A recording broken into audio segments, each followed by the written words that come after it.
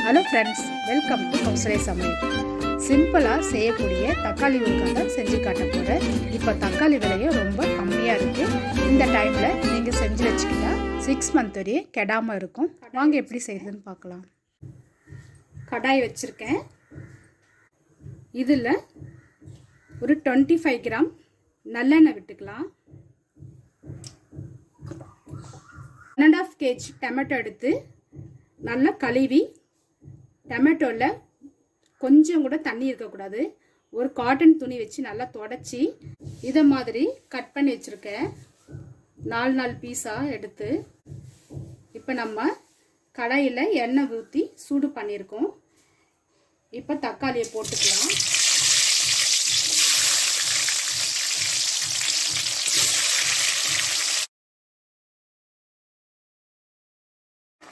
தண்ணி இருந்தாக்கா சீக்கிரமாக உங்களுக்கு டொமேட்டோ பிக்கிள் கெட்டு போயிட வாய்ப்பு இருக்குது.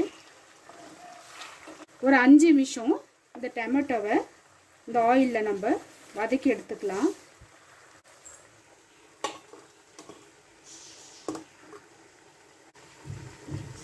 அப்போ மூடி எடுத்துட்டு கலந்து விடுங்க. இது கூடவே 100 கிராம் புளி எடுத்திருக்கேன் நான். இந்த புளியில் சீடு இருந்தால் எடுத்துடுங்க. இதில் குச்சி நாரெல்லாம் இருந்தால் எடுத்து இந்த மாதிரி தனித்தனியாக பிச்சு வச்சுக்குங்க. தக்காளி கூட இந்த புளியை சேர்த்துக்கலாம்.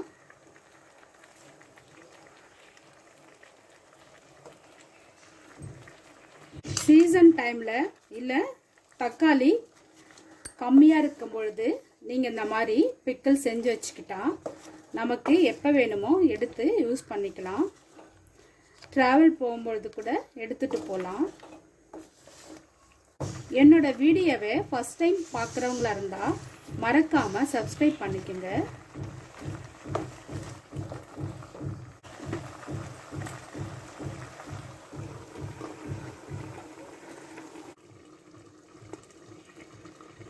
இப்போ பார்க்கலாம்.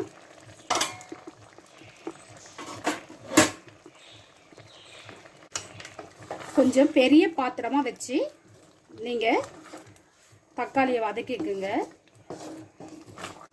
மீடியம் ஃப்ளேமில் வச்சு வதக்குங்க. இல்லைன்னா அது கொதிக்கும் பொழுது பாருங்கள் டப் டப்புன்னு வெடிக்கிற மாதிரி இருக்கும், அது மேலே படும். கேர்ஃபுல்லாக செய்யுங்க. நல்லா வதங்கிடுச்சு. இந்த ஸ்டேஜில் வெறும் சில்லி பவுடர் 100 கிராம் எடுத்திருக்கேன் நான். இதையும் சேர்த்துக்கலாம்.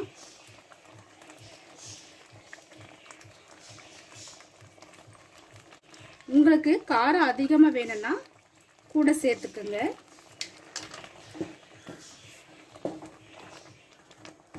சில்லி பவுடர் சேர்த்த பிறகு ஒரு 2 மினிட்ஸ் வதக்கிக்கலாம். இந்த ஸ்டேஜில் நான் ராக் சால்ட் எடுத்திருக்கேன் 100 கிராம். இதையும் சேர்த்துக்கலாம். நீங்கள் சால்ட்டு சேர்க்காதீங்க. பிக்கிள் செய்யும் பொழுது கல் உப்பு சேர்த்தாதான் நல்லாயிருக்கும்.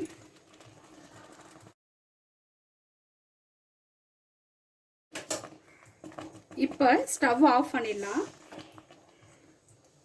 நல்லா ஆற வச்ச பிறகு ரொம்ப பேஸ்ட்டாக அரைக்க வேணாம், கொஞ்சம் பிக்கிள் பதத்துக்கு கொஞ்சம் குறைன்னு அந்த மாதிரி அரைச்சிக்கலாம். நான் ஆற வச்சு அரைச்ச பிறகு நான் உங்களுக்கு காட்டுறேன். இந்த அளவுக்கு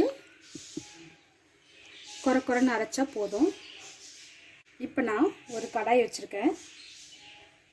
100 கிராம் நல்லெண்ணெய் சேர்த்துக்கலாம். எப்போவுமே பிக்கிள் செய்யும்பொழுது நல்லெண்ணெய் யூஸ் பண்ணுங்கள். அப்போ தான் நல்லா வாசனையாகவும் டேஸ்ட்டாகவும் நிறைய நாள் கெடாமையும் இருக்கும். எண்ணெய் சூடாயிடுச்சு. கொஞ்சமாக கடுகு சேர்த்துக்கலாம்.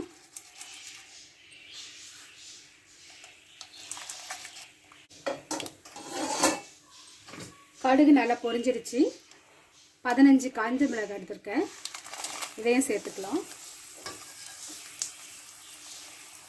1/4 டீஸ்பூன் பெருங்காயத்தூள் சேர்த்துக்கலாம்.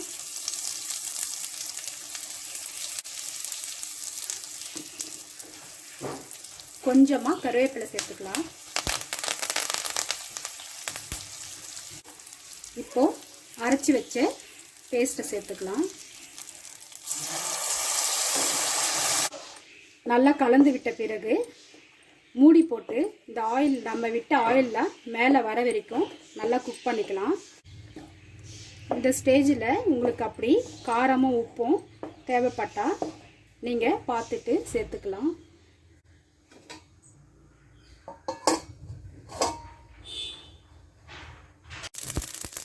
கடாய் வச்சு 1 டீஸ்பூன் கடுகும் 1/4 டீஸ்பூன் வெந்தயமும் போட்டு எண்ணெய் இல்லாமல் வெறும் கடாயில் வறுத்து எடுத்துக்கலாம். கடுகு நல்லா பொரியட்டும். கடுகு நல்லா பொரிஞ்சிடுச்சு. இதை ஆற வச்சு பவுடரை அரைச்சிக்கிட்டு வரலாம்.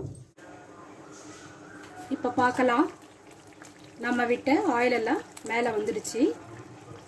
தக்காளி ஊறுகாய் ரெடி ஆயிடுச்சு.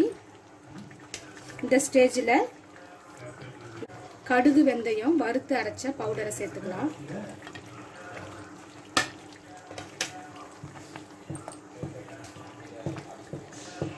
எல்லாமே நல்லா கலந்து விட்டுக்கலாம். அவ்வளோதான்.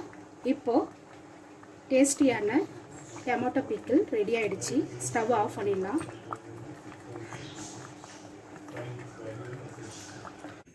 ரொம்ப ஈஸியான பிகினர்ஸ் கூட செய்யக்கூடிய அளவுக்கு ஈஸியான மெத்தடில் நான் தக்காளி ஊறுகாய் செஞ்சு காமிச்சிருக்கேன். கண்டிப்பாக நீங்களும் செஞ்சு பாருங்கள்.